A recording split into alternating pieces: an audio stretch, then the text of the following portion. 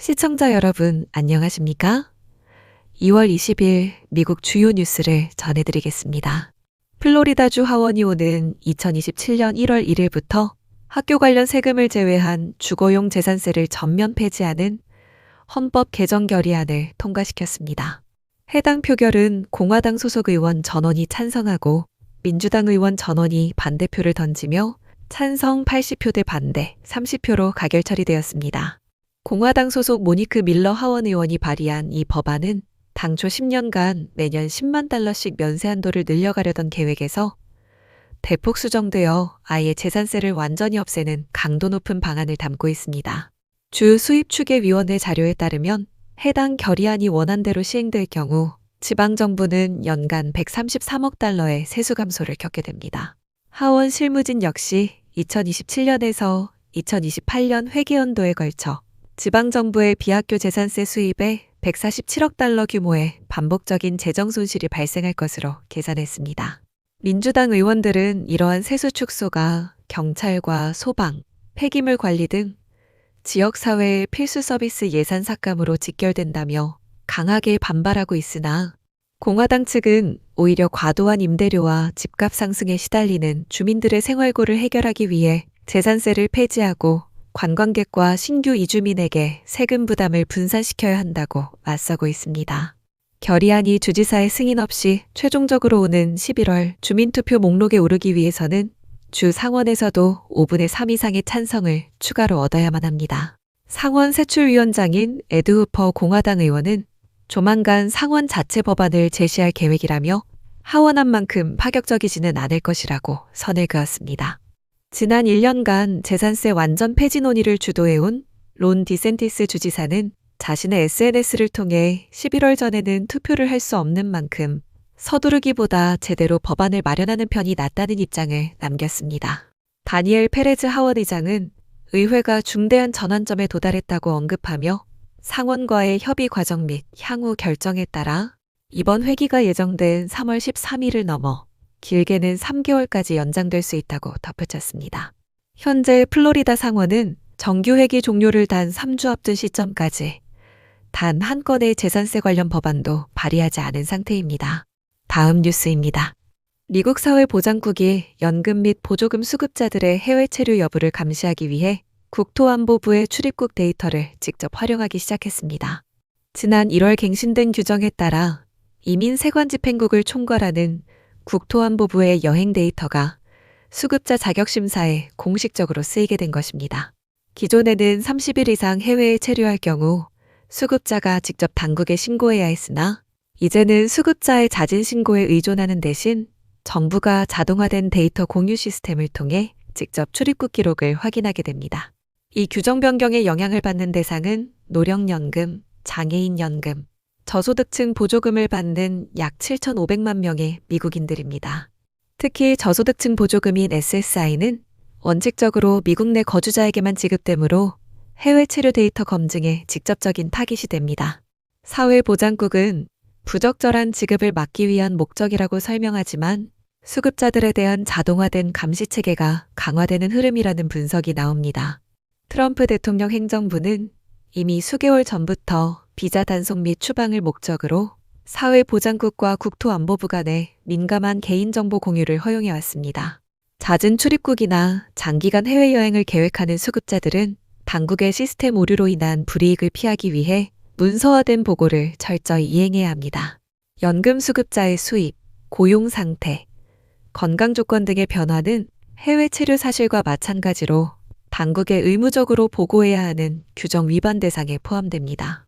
자동화된 감시 시스템 역시 오류가 발생할 수 있으며 수급자가 정기적으로 자신의 사회보장국 기록을 직접 검토해 불일치 내역을 사전에 바로잡는 것이 당국의 혜택 중단 및 유권자 권리 제한을 막는 구체적인 방법입니다. 다음 뉴스입니다.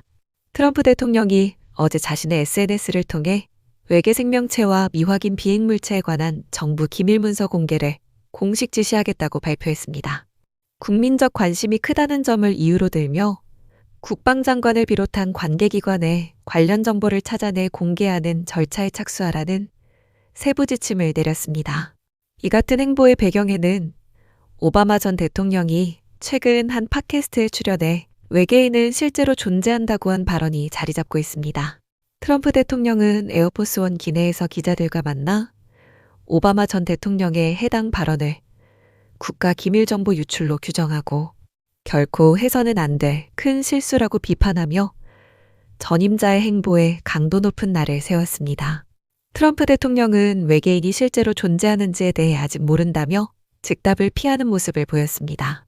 자신의 재임 기간 동안 외계 생명체가 인류와 접촉했다는 증거를 직접 확인한 바 없으며 우주의 규모상 존재 가능성은 통계적으로 높지만 지구를 방문했을 확률은 낮다고 선을 그었습니다. 이에 따라 미 국방부와 정보기관이 수십 년간 수집해온 미확인 비행 현상 관련 내부 자료의 공개 절차가 본격적으로 가동됩니다. 미국 정부가 과거 일부 해군 조종사들의 목격 영상을 공개했던 사례에 이어 트럼프 대통령이 동맹국과의 협력을 직접 거론한 만큼 향후 이 사안은 국제공조 차원의 정보 공유 논의로 확대됩니다. 현재 백악관은 정보 공개의 구체적인 범위와 시점에 대해 별도의 추가 설명을 내놓지 않고 있습니다. 오바마 전 대통령 측 역시 트럼프 대통령의 비판 발언 이후 제기된 추가 논평 요청에 아무런 답변을 하지 않은 상태입니다. 온라인과 금융시장에서는 외계인 관련 공식 발표 가능성을 바탕으로 한 각종 내기성 투자 상품이 새롭게 등장하기도 했습니다. 다음 뉴스입니다. 백악관이 인도 AI 임팩트 서밋 2026에서 동맹국들에게 최고 수준의 인공지능 기술을 제공하고 AI 주권을 확립하는 새로운 비전을 공개했습니다. 마이클 크레시오스 백악관 과학기술정책실장이 이끄는 미국 대표단은 국무부와 상무부 고위급 인사들과 함께 각국 정상 및 주요 기업인들을 만나 관련 의제를 논의했습니다. 트럼프 대통령이 출범시킨 미국 AI 수출 프로그램을 바탕으로 동맹국들이 미국의 AI 인프라를 활용하면서도 민감한 데이터는 자국 내에 안전하게 보관할 수 있는 구체적인 방안을 제시했습니다. 크레시오스 실장은 진정한 AI 주권은 모든 기술을 자체 개발하는 것이 아니라 전략적 자율성을 유지하며 세계 최고의 기술을 신속하게 도입하는 데 있다고 설명했습니다. 특히 인공지능 기술이 지나친 관료주의나 중앙통제식 글로벌 거버넌스에 종속되는 것을 단호히 반대한다는 미국 정부의 공식 입장을 전달했습니다. 이어서 선진국과 개발도상국 간의 인공지능 기술 격차가 크게 벌어지고 있는 현 상황을 지적하며 의료와 교육, 에너지 인프라 등 핵심 분야에 신속하게 기술을 도입해 자국민에게 구체적인 혜택을 제공할 것을 촉구했습니다. 글로벌 AI 도입을 가속하기 위해 상무부는 파트너 국가의 주요 AI 기업들을 맞춤형 미국 AI 수출 스택에 통합하는 국가대표 이니셔티브를 본격적으로 추진합니다. 또한 평화봉사단의 새로운 산하 조직으로 미국 테크 군단을 신설하여 자원봉사 기술 인력을 수입국에 파견하고 공공서비스용 AI 애플리케이션 배포를 돕습니다. 이와 함께 재무부는 세계은행의 새로운 기금을 조성하며 수출입은행과 중소기업청 등을 통해서도 국가들의 AI 도입 장벽을 낮추기 위한 금융지원 프로그램을 시작합니다. 상무부 산하 국립표준기술연구소는 차세대 기술인 에이전트 AI의 상호 운용성과 보안을 보장하기 위한 새로운 표준 개발에 착수합니다. 트럼프 대통령 행정부는 이 같은 범정부적 전략을 바탕으로 미국산 AI 기술을 파트너 국가들과 지속적으로 공유해 나갑니다. 다음 뉴스입니다. 미국에서 가장 많이 다운로드된 앱 중 하나인 온라인 쇼핑 플랫폼 테무가 텍사스주 정부로부터 피소당했습니다. 켄 팩스턴 텍사스주 검찰총장은 테무를 기만적인 마케팅과 불법적인 데이터 수집 혐의로 고소하며 본격적인 법적 대응에 나섰습니다. 텍사스주는 소장을 통해 기만적 거래관행법을 위반한 4가지 혐의를 지적하며 $100만 이상의 금전적 배상과 함께 미국 내 기업 활동을 중단시키는 금지 명령을 법원에 요청하고 있는 상태입니다. 검찰은 테무 앱이 사용자의 위치 정보와 휴대폰 저장 공간에 접근하는 위험한 소프트웨어 기능을 탑재하고 있어 사실상 쇼핑 앱으로 위장한 스파이웨어에 가깝다고 규정하고 있습니다. 모기업인 PPD 홀딩스의 본사는 아일랜드에 위치해 있지만 실제 소유주는 중국인 소프트웨어 엔지니어 콜린 황이며 중국 온라인 쇼핑몰 핀도어도와 긴밀하게 연결되어 있다는 내용입니다.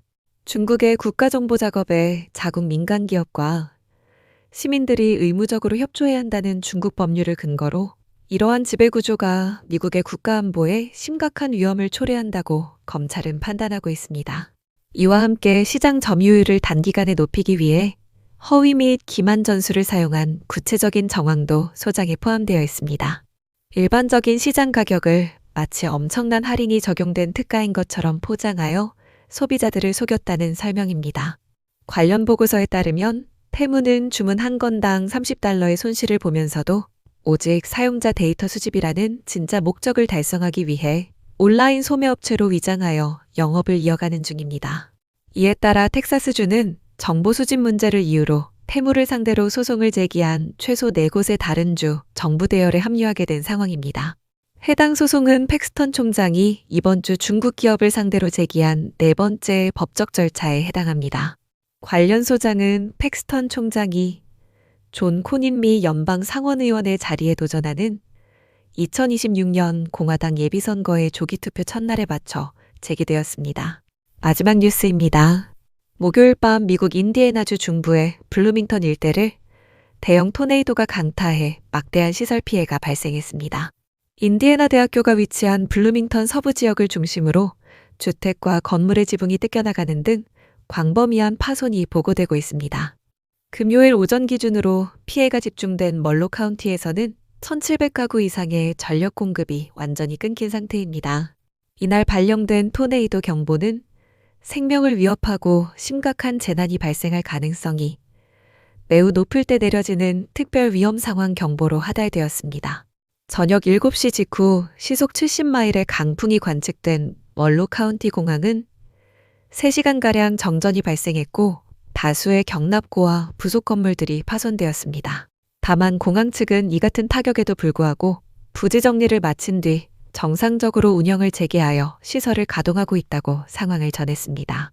인근에 위치한 멀로 카운티 동물보호협회의 경우 시설이 일부 파손되었으나 보호 중이던 동물들은 모두 안전하게 다른 장소로 옮겨졌습니다.